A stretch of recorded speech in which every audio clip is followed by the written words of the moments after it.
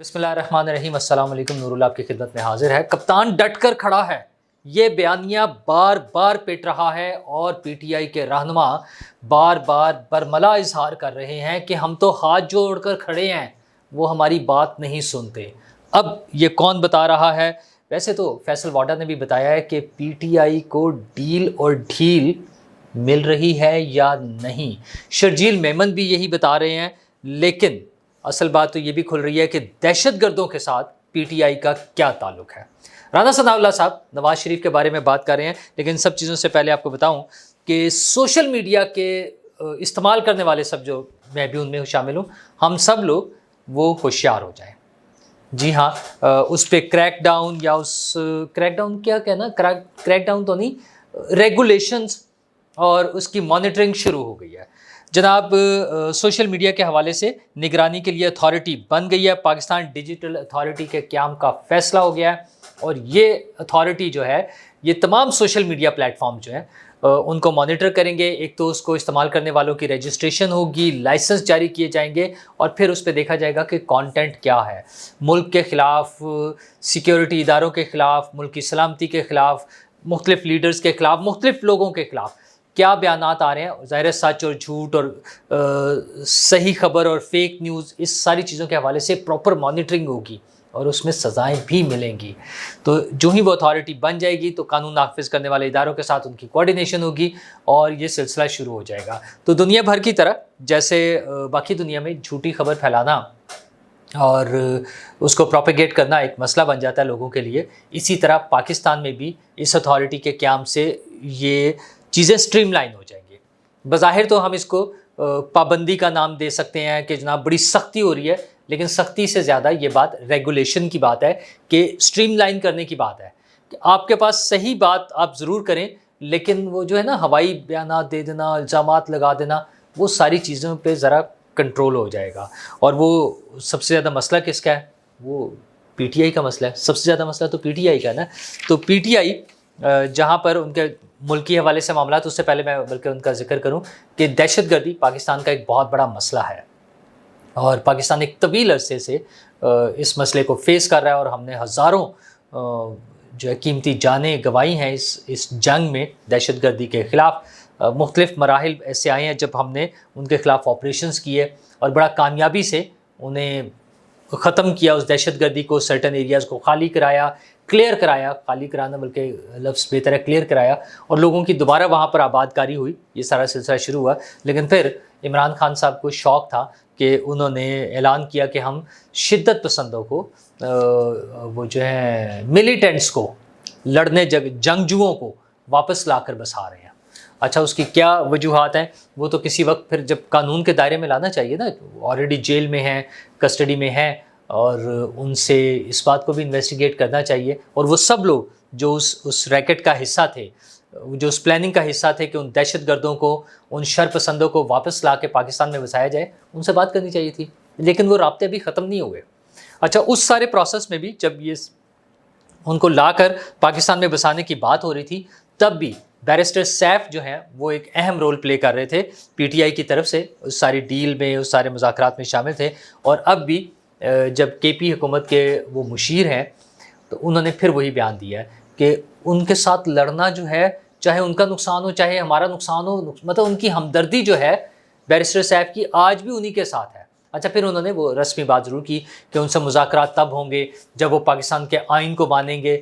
تو حضور والا، وہ جب آپ پہلے پاکستان میں لا کر انہیں بسا رہے تھے 2021 میں 22 میں، تب وہ کون سے پاکستان کے آئین کو مان رہے تھے؟ یہ شرط آپ نے تب کیوں نہیں رکھی کہ وہ پاکستان کے آئین کو تسلیم کرے؟ تب تو منہ اٹھا کے سارے لوگوں کو لا کے بسا لیا یہاں پر۔ اور اب بھی ان کا کہنا یہ ہے کہ ٹی ٹی پی کو اگر کوئی پرابلم آتی ہے مذاکرات کے لیے، رابطے کے لیے، تو وہ مجھ سے رابطہ کرتے ہیں، یعنی ٹی ٹی پی والوں کے لیے رابطہ جو ہیں وہ بیرسٹر سیف ہیں۔ اور یہ نئی چیز نہیں ہے، کسی زمانے میں عمران خان صاحب بھی ان کے لیے قابل اعتماد تھے، اور وہ چاہتے تھے کہ جب مذاکرات ہوں تو عمران خان صاحب ان کے نمائندے کے طور پر اس میں شامل ہوں، اگرچہ اس وقت عمران خان صاحب نہیں آئے تھے سامنے ان کے نمائندے کے طور پہ، لیکن طالبان کی طرف سے نمائندہ وہی تھے۔ وہ یہ جو محبتیں ہیں نا، محبتیں سچیاں، یہ ان کی بڑی پکی گوڑیاں جس کو ہے نا، وہ محبتیں ہیں عمران خان صاحب کی طالبان کے ساتھ، اور یہ بار بار یہ ریپیٹڈلی یہ ہو رہا ہے ہمارے ملک کے اداروں کو، قانون نافذ کرنے والے اداروں کو اور سیاسی جماعتوں کو جو پارلیمنٹ میں موجود ہیں، اس حوالے سے سوچنے کی ضرورت ہے۔ ایک سنگل جان بھی جو ہے نا، ایک سنگل جان وہ انتہائی قیمتی ہے، اس کا کوئی سبسٹیٹیوٹ نہیں ہوتا۔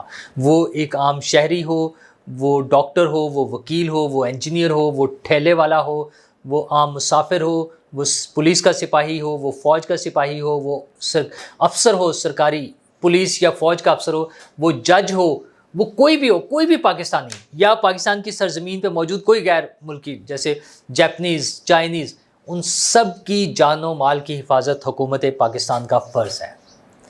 تو وہ طالبان ہوں یا کوئی بھی ہو، ان کو ڈھیل نہیں دی جا سکتی۔ پھر ان کے نمائندے بیرسٹر سیف ہوں یا عمران خان ہو یا کوئی بھی ہو، ان سب کو قانون کے کٹہرے میں کھڑا کرنا چاہیے۔ یہ پاکستانیوں کی سلامتی کا مسئلہ ہے اور پاکستان کی سلامتی کا مسئلہ ہے، یہ انسانی جانوں کے ضیاع کا مسئلہ ہے، اور یہی دہشت گردی ہمارے معاشی عدم استحکام کا باعث بنتی ہے۔ تو اس ساری چیزوں کو روکنا ظاہر ہے حکومت کا کام ہے۔ دوسری طرف رؤف حسن صاحب نے بڑا کلیئر کٹ وہ جو بیانیہ تھا نا، اس کو اڑا کے رکھ دیا ہے نا، کپتان ڈٹ کے کھڑا ہے، وہ جاتے ہیں، ہمیں جو ہے نا بڑے چاہنے والے پی ٹی آئی کے جو بڑے بڑے سپورٹرز ہیں، میڈیا پہ بھی نظر آنے والے بڑے بڑے نام، وہ بیٹھ کے بتاتے تھے وہ تو بات ہی نہیں سنتا، یہ تو جا کے ترلے منتیں کر رہے ہیں، درخواستیں کی جا رہی ہیں اس سے، عمران خان سے۔ پھر خبریں آتی تھی کہ فلاں پہنچ گیا، وہ گاڑی پہنچ گئی رات کے وقت اور جا کے درخواست کی جا رہی ہے، اور عمران خان نہیں مان رہا، ہار نہیں مان رہا، ڈٹا ہوا ہے۔ وہ کہاں ڈٹا ہوا ہے؟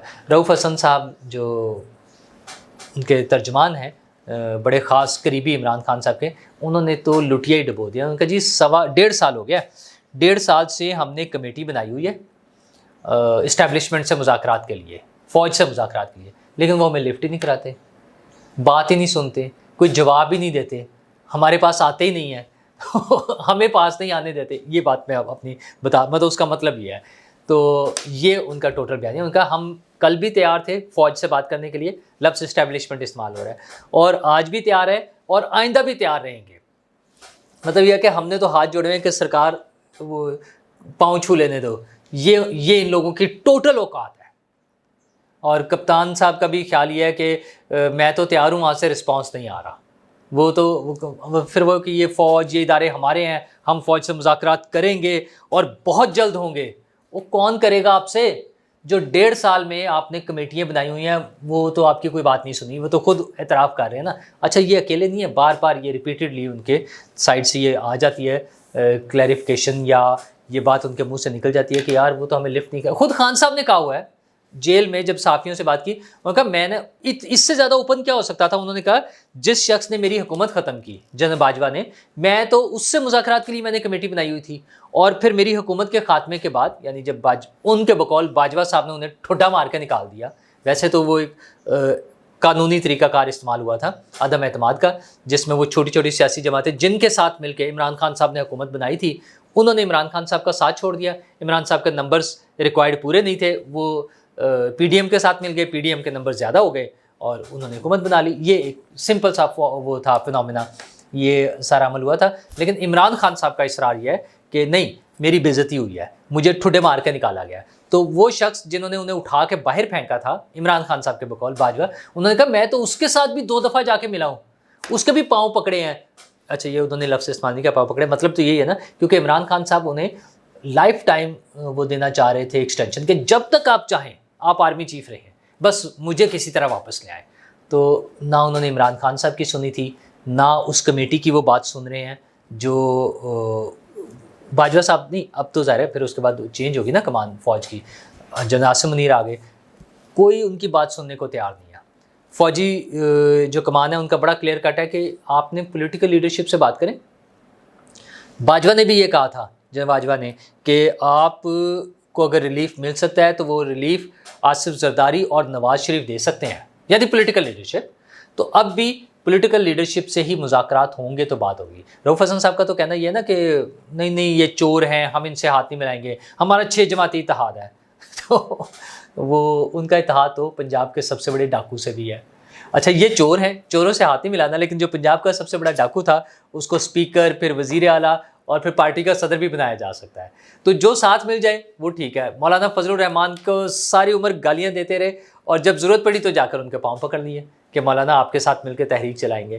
تو یہ ٹوٹل اوقات ہے عمران خان صاحب کی اور ان کی پارٹی کی کہ اسٹیبلشمنٹ کے ترلے منتے کیے جا رہے ہیں کہ کسی طرح ہماری بات سن لیں. یہ شرجیل میمن نے کہا ہے، ان کا وہ مذاکرات نہیں چاہتے، وہ ڈیل چاہتے ہیں اور فوج انہیں لفٹ نہیں کرا رہی، ادارے کی طرف سے ان کو کوئی جواب نہیں مل رہا، ادارہ تیار نہیں ہے. صاف جواب ہے. فیصل واڈا صاحب کل ٹی وی پر بیٹھے ہوئے تھے، انہوں نے بھی نیا پاکستان میں انہوں نے کہا نہ پی ٹی آئی کو ڈیل ملے گی نہ ڈھیل ملے گی، یا یوں کہہ لیں کہ نہ ڈیل مل رہی ہے نہ ڈھیل مل رہی ہے. تو اور دوسرا ان کا بڑا مزیدار سا کامنٹ تھا، انہوں نے کہا پی ٹی آئی والے خوش ہیں کہ عمران خان صاحب جیل میں ہی رہے اور ہم ان کی مقبولیت پہ انجوائے کریں. علی امین گنڈا پور کے حوالے سے اسپیشلی جب بات ہوتی ہے تو وہ علی امین گنڈا پور کا جس قسم کی وہ زبان استعمال کرتے ہیں، مریم نواز صاحبہ کے حوالے سے بھی، وزیر اعلیٰ پنجاب ہیں مریم نواز اور ایک خاتون بھی ہیں، تو علی امین گنڈا پور کی لینگویج وہی سٹائل. تو وہ علی امین گنڈا پور جو ریاست کے حوالے سے، جو ملک کے حوالے سے بات کرتے ہوئے نہیں سوچتے، وہ کسی اور انسان کے بارے میں کیا سوچیں گے. ان کا پلان ہے چڑھائی کرنا، حملہ کرنا اور قبضہ کر لینا اسلام آباد پہ. تو دیکھتے ہیں کہ حکومت اور ریاست کتنی تیار ہے اور علی امین گنڈا پور صاحب قبضہ کر سکیں گے یا ان کی اپنی چھٹی نہ ہو جائے. شکریہ.